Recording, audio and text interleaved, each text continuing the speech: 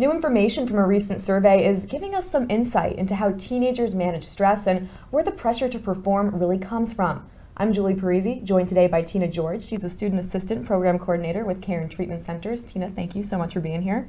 So the Harris survey found a significant disconnect between parents and kids and how they deal with stress. What is that gap there, and how can families really work to resolve that? I think one of the greatest gaps between parents and their teens is the use of technology. Teens use technology in their minds to relieve stress. They spend quite a bit of time surfing the net, streaming movies and TV shows, and gaming. And that is a big difference between their use of time and their parents' use of time when they were teenagers. So I think that it's important for parents to set some limits with teens, turning off that technology at a certain time period each night, or limiting the amount of time that they utilize technology. They need some guidance from parents. And how can that excessive stress really lead to those unhealthy coping mechanisms that teens may fall into? Our teens today are really looking for a quick fix whenever they're feeling uncomfortable. So I think that technology, they believe, does that for them, and I think that's one thing that parents could help guide them a little bit in that area. But if kids are not dealing with that stress in a healthy way, they will find unhealthy coping mechanisms for that. And oftentimes we do see teens turning to drugs or alcohol to deal with stress, anxiety, not just for celebratory reasons like we associate with that they're utilizing it to medicate feelings that make them uncomfortable. And so stress is one of those that we see kids using different substances to manage their stress. What are some of those warning signs that parents may see that would tip them off that their kid is maybe going down this path?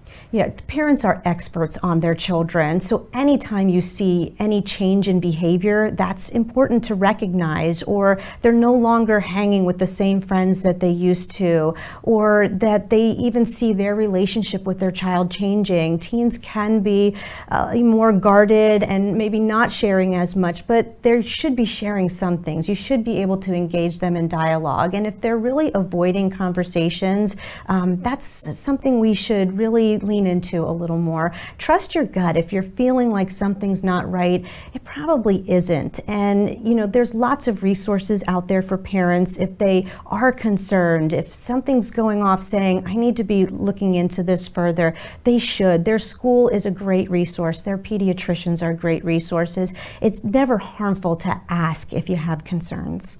And we are just around the corner from the college acceptance season. The Harris survey found that 7 in 10 teens wish they were better prepared to deal with the pressure they feel in their daily lives. So how can parents go ahead and talk to their teens in a meaningful way to help them cope with that added stress?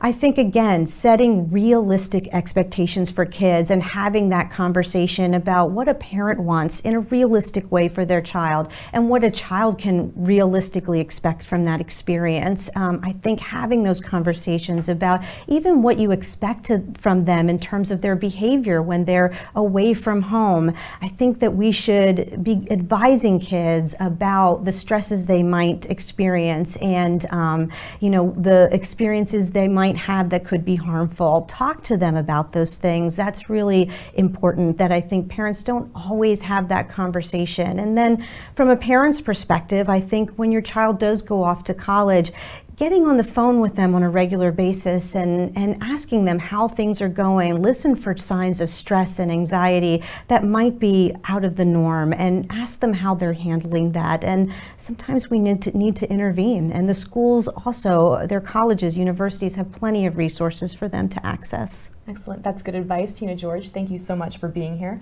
For more information on the Harris Poll or Caron Treatment Centers, you can visit caron.org.